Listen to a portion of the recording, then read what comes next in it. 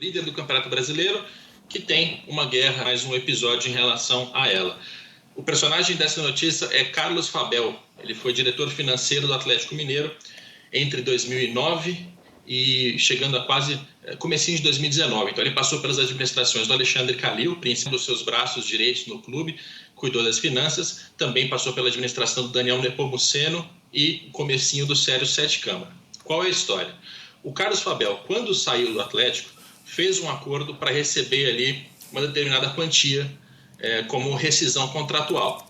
O Atlético começa a pagar e depois de algumas parcelas, logo no começo da administração do Célio Sete Câmara, para de pagar, suspende o pagamento. O Fabel então entra com uma notificação extrajudicial pedindo o pagamento das parcelas todas e mais uma multa pela falta do pagamento.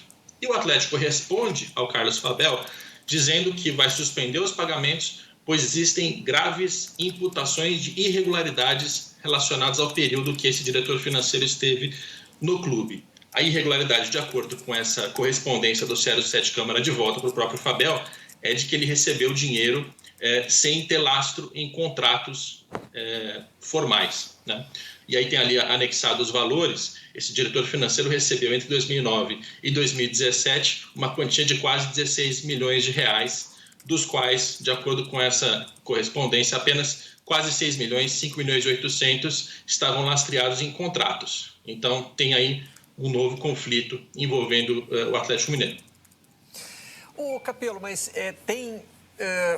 o que a gente está vendo aí é uma briga política, porque o Atlético tem eleições no horizonte e a gente sabe que tem dois grupos muito fortes lá dentro, né? O do atual presidente e o do atual prefeito de Belo Horizonte, que foi presidente do Atlético, o Calil. Ou isso tem alguma implicação financeira? Isso pode apontar para algo que a gente vai observar e notar que nos últimos anos o Atlético está tomando decisões financeiras equivocadas? É uma guerra política, Barreto. E eu acho que essa é a história mais importante, né? O que está acontecendo em 2020 é exatamente o que você disse. Você tem, de um lado, o Célio Sete Câmara, apoiado por banqueiros e empresários, mais especificamente o Ricardo Guimarães, do BMG, o Rubens e o Rafael Menin, da MRV, e eles querem a reeleição do Sérgio, ou então de algum nome que seja ali de consenso entre esse grupo. E você tem do outro lado o Alexandre Calil, que embora não seja mais presidente do Atlético, tem uma influência muito grande. Quando você pega o diretor financeiro do Atlético, da época do Calil, e acerta ele com uma investigação, com uma acusação de irregularidades, isso certamente vai respingar nesse outro lado. Aí o torcedor que ouve a gente aqui falar, que lê a matéria, vai achar que nós aqui na empresa estamos cavando crises, né? Só porque o Atlético está liderando o campeonato. E assim, oficialmente, essas partes falam que a política está apaziguada, que não está acontecendo nada demais. Posso garantir, é mentira. Há uma guerra política fortíssima. Esse é mais um episódio. Outras notícias já saíram. O Célio Sete Câmara beneficiando um amigo advogado com 2 milhões de reais, empregados do Atlético Mineiro que são parentes do Alexandre Calil, e ainda vão sair outras notícias. Isso faz parte de um contexto maior, de uma disputa por poder e pela disputa de comandar o Atlético Mineiro nos próximos anos, que vão ser muito importantes, até porque vem aí um estádio, né? Então, o próximo presidente do Atlético vai estar diretamente envolvido na obra do estádio e na inauguração do estádio, não é isso? Está previsto já para o próximo mandato ou demora mais um pouco? Está previsto o próximo mandato, 2022, 2023, a inauguração sai por aí. Então, o próximo presidente vai estar participando de um momento histórico, né?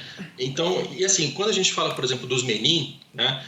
O que a gente tem que entender nesse contexto todo é que você tem empresários que conseguem se lançar para a torcida, ficar famosos, ficar conhecidos e tal, baseados no poder do clube, assim como o próprio Calil fez, né? Ele hoje é prefeito de Belo Horizonte, não só porque é um cara de sucesso, tem boa oratória, mas porque foi um presidente vitorioso do Atlético.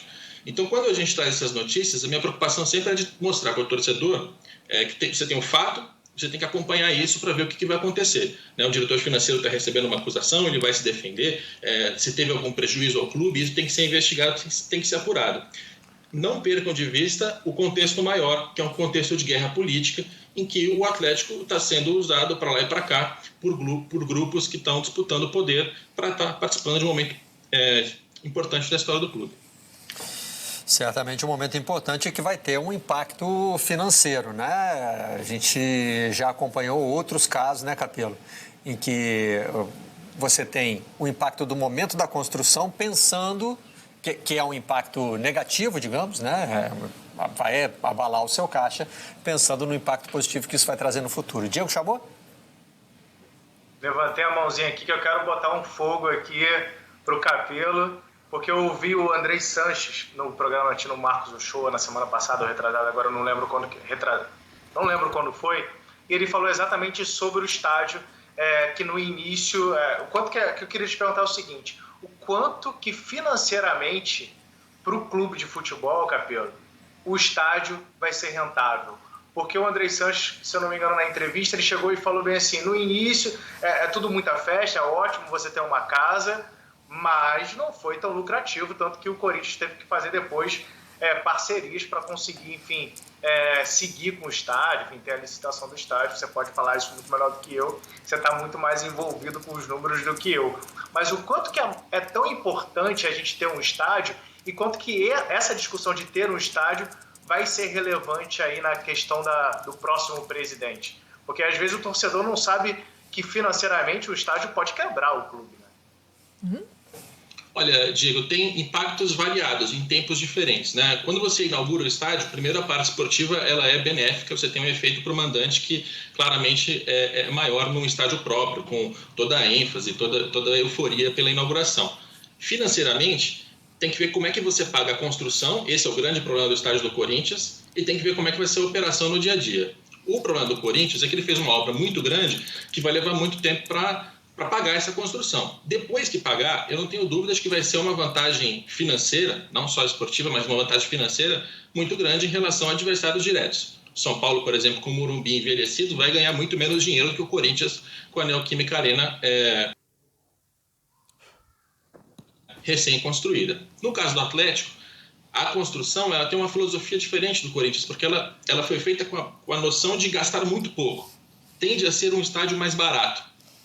Mas a gente ainda não sabe como é que vai ser a operação.